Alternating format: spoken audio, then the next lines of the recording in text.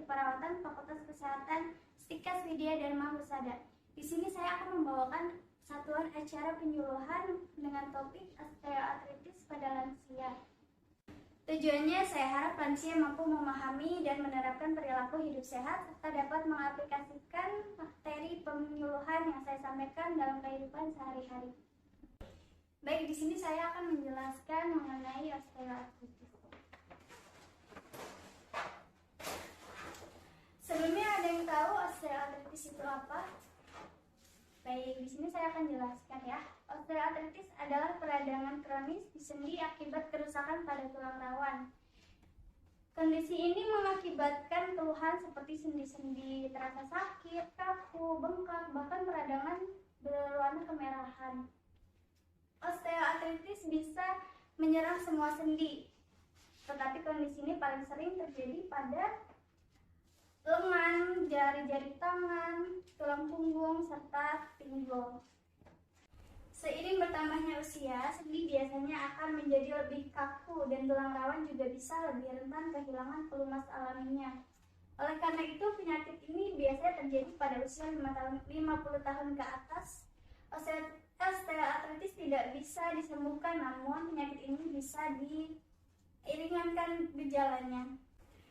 Ada beberapa tanda gejala yang biasanya dialami oleh penderita osteoartritis, yaitu pada waktu pagi saat bangun tidur dan pada saat malam hari ketika sedang tidak aktif melakukan aktivitas. Kemudian yang kedua, tanda yang timbul yaitu seperti linu, kesemutan, bengkak, bahkan meradang berwarna kemerahan. Untuk kasus yang lebih parah, biasanya akan mengalami sakit saat melakukan pergerakan.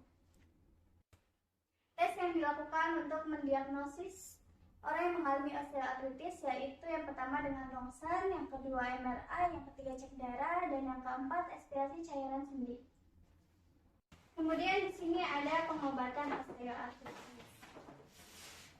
Yang pertama dengan menggunakan obat. Biasanya orang yang menderita osteoartritis akan diberikan dokter obat pereda nyeri, yaitu biasanya paracetamol, ibuprofen, natrium diklofenak, dan lain sebagainya. Yang kedua, olahraga. Selain untuk meningkatkan daya tahan tubuh, olahraga juga bisa memperkuat sel-sel dalam persendian. Biasanya yang dilakukan oleh lansia dalam olahraga ini adalah senam atau yoga. Yang ketiga, fisioterapi. Fisioterapi berfungsi untuk memperkuat otot-otot di sekitar persendian dan juga menjaga fleksibilitas untuk sendinya dan otot. Yang keempat, ada kompres. Selain obat-obatan medis, kompres juga dapat menghilangkan rasa nyeri. Bisa dilakukan di rumah pada bagian persendian yang sakit dengan air hangat, yang bertujuan untuk melemaskan otot dan memacu aliran darah.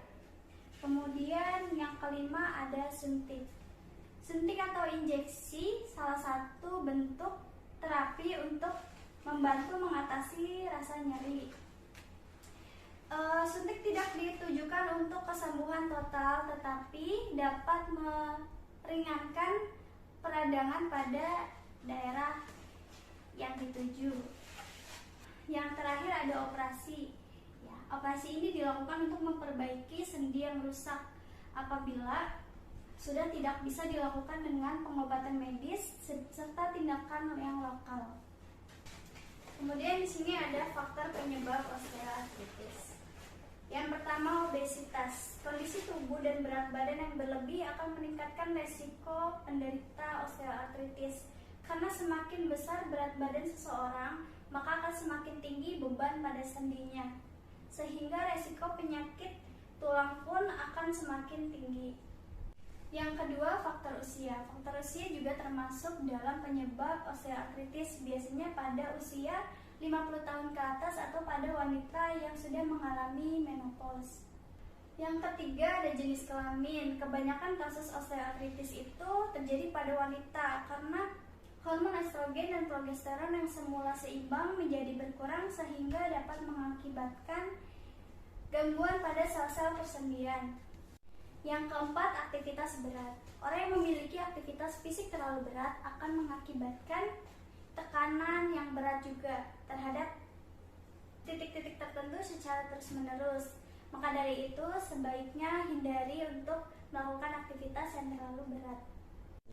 Yang terakhir ada faktor genetik atau faktor keturunan. Orang yang memiliki keturunan penyakit osteoartritis lebih beresiko untuk memiliki penyakit yang sama. Biasanya diturunkan dari salah satu keluarga atau kedua orang tua.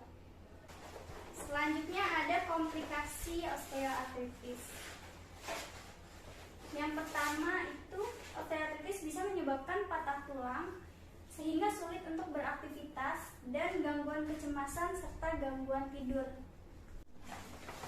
Berikut ini ada pandangan makanan untuk penderita osteoartritis, yaitu yang pertama ada daging. Dagingnya bisa daging sapi atau daging kambing. Terus yang kedua makanan-makanan yang bersantan. Yang ketiga makan seafood, lalu jeroan, dan makanan gorengan yang minyaknya terlalu berlebih, serta kacang-kacangan. Dan untuk buah-buahan ada durian dan nanas yang harus dihindari. Baik, cukup sekian bisa saya sampaikan pada acara penyuluhan hari ini. Kurang lebihnya mohon maaf. Assalamualaikum warahmatullahi wabarakatuh.